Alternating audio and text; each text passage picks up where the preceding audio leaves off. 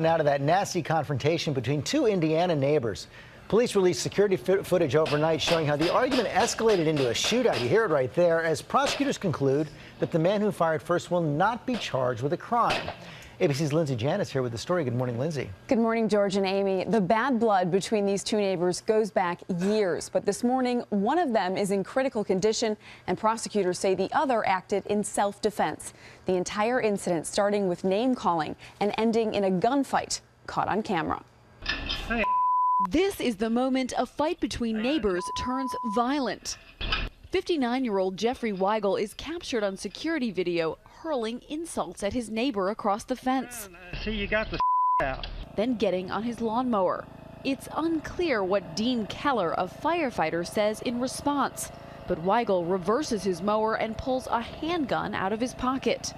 49-year-old Keller quickly grabs his weapon and fires multiple shots. Weigel returning fire. Weigel is hit 4 times in the chest, but gets up and walks away.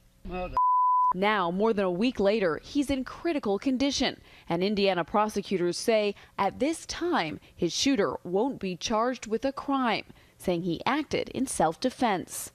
According to sheriff's records, the two men have argued more than a dozen times in the last 8 years over a range of issues from the location of a fence to Keller's dogs. In 2011, both charged with battery after getting into a fight that left Keller stabbed in the arm and Weigel with cuts.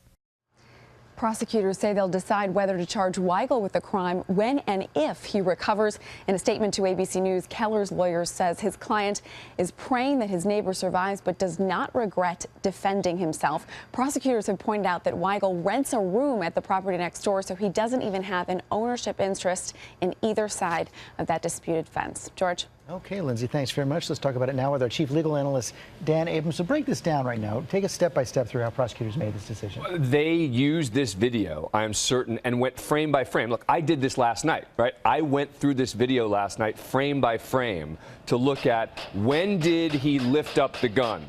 Looking at him moving backwards in his lawn, because remember, he goes forward in the lawnmower. Then the guy with the gun moves forward to the fence. The victim then comes back on his lawnmower with his gun in a sort of threatening manner. And so this is exactly what prosecutors did, because typically you don't have a video.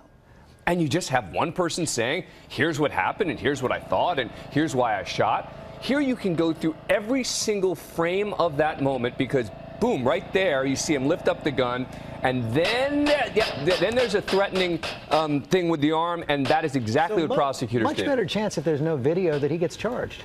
Oh, yeah. Oh, no question. The video is enormously helpful to him here, because what prosecutors might do if there wasn't a video is say, you know what? This is pretty sensitive here. Let's let a jury decide this. We shouldn't be the ones to decide. But when they have the video, they can say, look, we believe this is classic self-defense, and as a result, we're not even going to charge him. And if the victim survives, you think he does face charges? It's possible. It's definitely possible. Because remember, the self-defense law here is, did he reasonably believe he was in imminent danger of injury or death?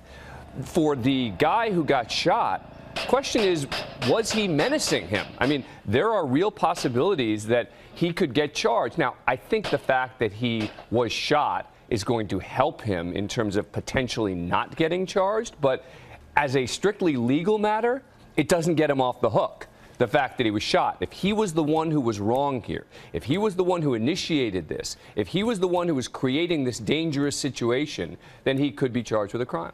Okay, Dan Abrams, thanks very much. Yep.